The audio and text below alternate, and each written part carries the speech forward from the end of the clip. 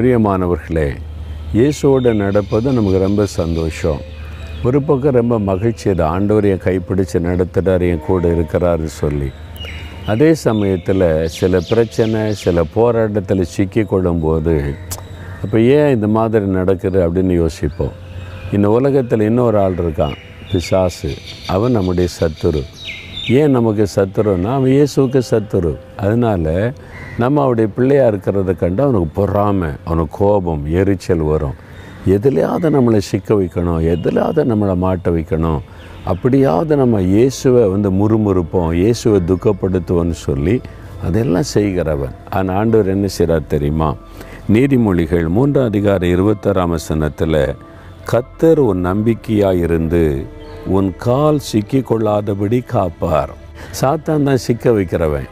கடன் பிரச்சனைக்குள்ளே, ஒரு பாவத்தில், ஒரு ஏதாவது ஒரு காரியத்தில், ஒரு கவலையில், துக்கத்தில் நம்மளை சிக்க வச்சு நம்மளை வேதனைப்படுத்துகிறோன்னு சொல்லி அவன் பிளான் பண்ணுவான். கண்ணி வைக்கிறதில்ல, நம்மளை சிக்க வைக்கிறது.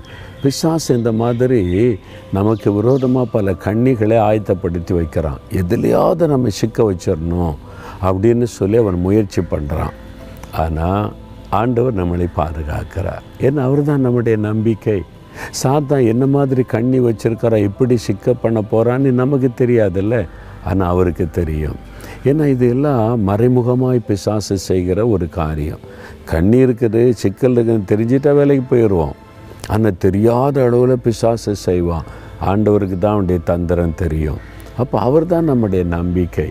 நாள்தோறும் ஆண்டவரே எல்லா கண்ணிகளுக்கும் சிக்கல்களுக்கும் விலக்கி என்னை காத்து நடத்தும், நீர் தான் என்னுடைய நம்பிக்கை. என்னை அவர் மேலே நம்பிக்கை வச்சுட்டுன்னு வைங்களேன், உங்களை பாதுகாத்து நடத்துவார்.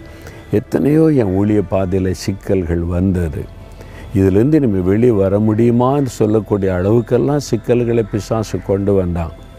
ஆனால் ஒன்றும் என்னை மேற்கொள்ள விடாதபடி கர்த்தர் பாதுகாத்தார். அதில் தான் நம்முடைய நம்பிக்கை ஆண்டவர் மேலே. அவர் என்னை பாதுகாப்பார். சாத்தான் எவ்வளோ பெரிய சிக்கல்களை கண்ணியை கொண்டு வரட்டுமே, கர்த்தர் அதில் நான் சிக்கி கொண்டு அமிழ்ந்து விடாதபடி பாதுகாப்பார்னு விசுவாசிங்க. நம்பிக்கையாக இருங்க, நம்பிக்கையை விட்டு விடாதங்க. இன்றைக்கி சிக்கல்கள் நடுவில் கலங்கி கொண்டு இருக்கிறீங்களா, இப்படி ஆயிட்டு அப்படி ஆயிட்டு அப்படின்னு சொல்லி நீங்கள் வெளியே வருவீங்க. கர்த்தர் வெளியே கொண்டு வருவார். அந்த கண்ணெல்லாம் தெரிப்பட்டு போயிடும். சாத்தான் தான் வெட்கப்பட்டு போவான். தைரியமாக விசுவாசத்தோடு சொல்லுங்கள், தகப்பனே நீர் என்னுடைய நம்பிக்கை, நான் உன் மேலே நம்பிக்கை வச்சுருக்கிறேன். என் கால் சிக்கி கொள்ளாதபடி நீர் பாதுகாக்கிற தேவன். இந்த சிக்கல்களையெல்லாம் மாற்றி என்னை விசாலமான பாதையில் நேர்த்தியாய் நடத்துகிற தேவனுக்கு ஸ்தோத்திரம் ஸ்தோத்திரம். விசுவாசிக்கிறேன், அற்புதத்தை எதிர்பார்க்கிறேன். இயேசு கிறிஸ்துவின் நாமத்தில் ஆமேன் ஆமேன்.